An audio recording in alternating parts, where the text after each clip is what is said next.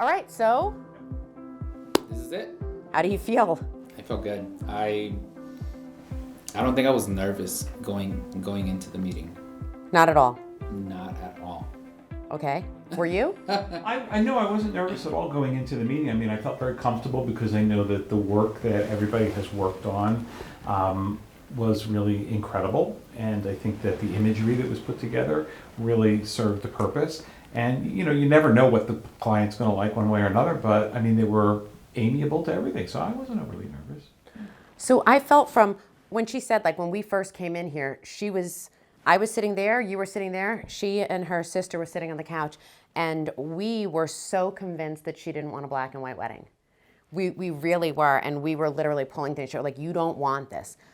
But she couldn't envision, you can't know what you can't see, and if it doesn't exist, it's a huge leap of faith to give to strangers and make them the custodians of your money and your memories and all of the things that you want for a moment like this, and especially since the two of them lead such extraordinary lives. They have houses everywhere. They have cars everywhere. They take these magnificent trips all over the world. And so I felt like I was tasked with, how do I make the wedding day better than every other day? And so when he and I started talking, it became really clear to us that we had to find a rental partner and a production partner that could create and could build and could scale, that had the hard set pieces that don't exist in the world in another way. And so we never even talked to anyone but Blueprint. It was always only going to be you. Thank you. Well, I appreciate that. And I love to be involved in these types of projects, and everybody on our team loves to be involved in these types of projects. And because one, you're taking somebody's fantasy and you're turning it into reality. And, you know, for us, that, not to make it sound trite, that's simple because we do it every day. You don't know what that fantasy is going to be, but we're using tools that, you know, generally people use for conferences and conventions, and finding a way to say, how do we turn that into something that is romantic, that's residential in this particular instance as well, and tell the story that has to be told. And I think that, you know, between the imagery that the client shared of what they liked, and then what we've all brainstormed together, that's how it all comes together. So it's funny because when she sent her imagery to me and I put it all together on a deck, and then I printed each individual image out and I laid it out at the house, and then it becomes like a puzzle, and you're moving things around and you're shifting them. And then I sent them to Javier, and then he's like, I have a lot of these images, but I have other ones. And he sent it back. And then when we started playing with it and we did the design deck, and then we pulled the exact pieces of furniture from your inventory, I looked at it and I said, I think, and I really do believe that we were so close. I think that had we come in and had we showed it to her, had we done a regular demo, had you brought over a table, we would have set up some chairs, Javier would have done some flowers, I think we still could have closed it and sold it. I don't think that it would have been a no. I've never rendered before. And I have access to renders, I have access to the technology, I have access to the tools, but I've always been reticent to do it because I don't want to give it all up. I don't want them to know. And one of the things, because you and I have worked together for years, one of the things that we always get off on is the reveal, the moment when they walk in.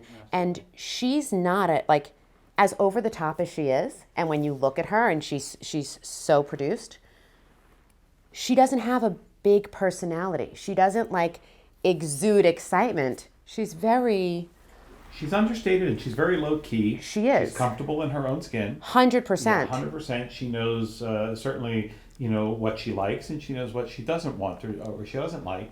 But again, I think that the imagery really did help bring it to life for her. I believe that once she walks into the physical room, that's a whole different feeling as we do the real experience. Either way, like you said. It is. Just on something flat that's printed, it doesn't do justice. And that was the thing that when I was talking to my husband about it, and I said, I'm going back and forth about the rendering. And he said, what are you holding back? And I said, I want to make sure that the emotional exchange, Like when she walks into this room, I want the switch, the emotional exchange of, I truly didn't know, and I'm afraid that she's going to be like, yeah, this is exactly what I thought it was going to be. We know that it's not. But I was afraid of that.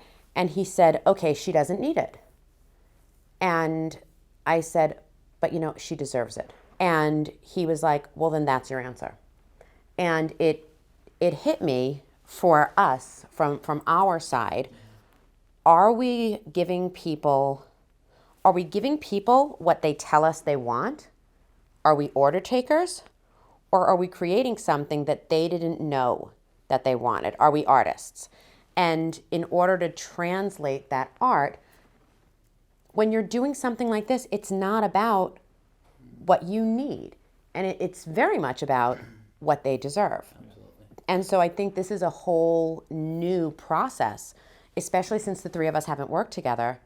And you, like when I said like easels and we got to hang them, when you sent me that you hung them up and it was an art gallery, I really felt so very much at peace. And I think that type of presentation for us is just going to evolve and just get better.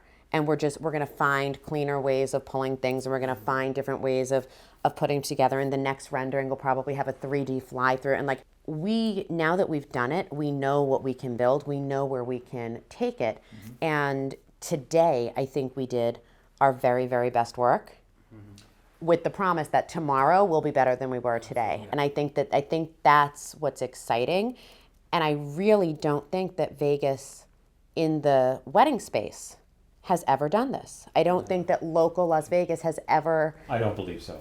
No, I don't believe so either. I believe, I mean, we've all seen people who sell with photographs. They certainly, are very proficient in being able to do that. But to take somebody's ideas and then you're really an interpreter of them is what you become, is an interpreter of what they've asked you for, and then you find a way to put it in there with that special mix, and then to bring the magic of being able to create those high definition renderings that tell the actual story so that it puts them at ease, okay, rather than seeing a picture and saying, but how can you create this? Once they see the work that goes into creating those digital renderings, you've transported them, you've actually taken them already inside part of the world, and then the next level becomes where you actually produce it and you bring them into that field of orchids. But they had to understand, what does that look like, and the scaling of how large that becomes. And I think it's about, it's a deposit of trust. Yeah. It's every time that we're together with them, we're asking them to reinvest something.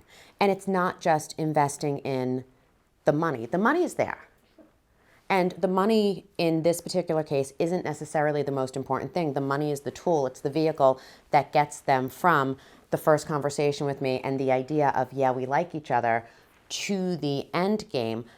But today, we didn't ask them for a check. We didn't ask them for anything.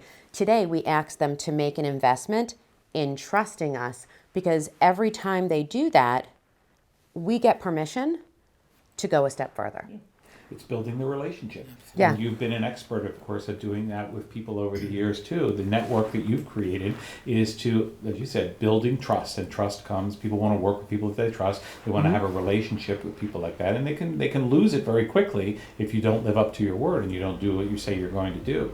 But I think that, this was the first step in them being able to understand that, this is a team that can bring that vision to life.